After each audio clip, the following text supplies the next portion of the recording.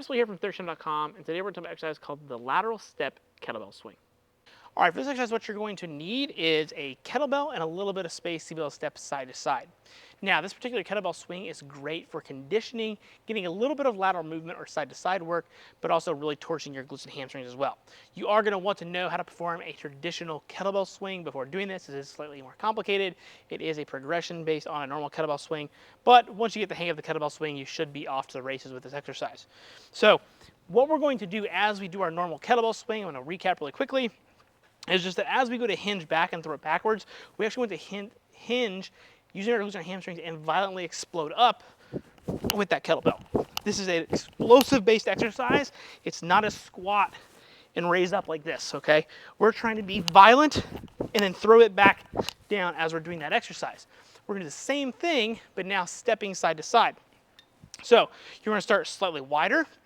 You're gonna bring that kettlebell back here, and then you're gonna step back and forth, coming back to the middle between each rep. So they're not big steps per se, but I am having to push laterally from each one and absorb that force as I'm doing it.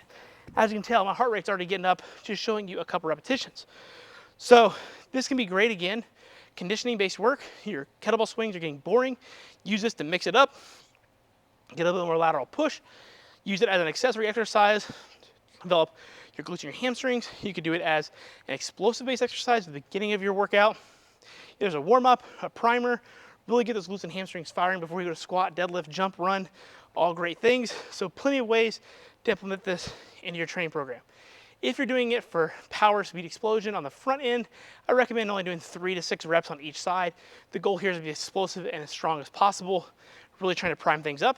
If you're doing it as a exercise to develop just some glutes and hamstrings towards the end of your training session as accessory work, you could do this for 6 to 10 reps on each side. You are going to get a little bit of conditioning out of it, but again, really focusing on the posterior chain. Or if you're doing this from a conditioning perspective, mix it in with your normal mixed modality based work.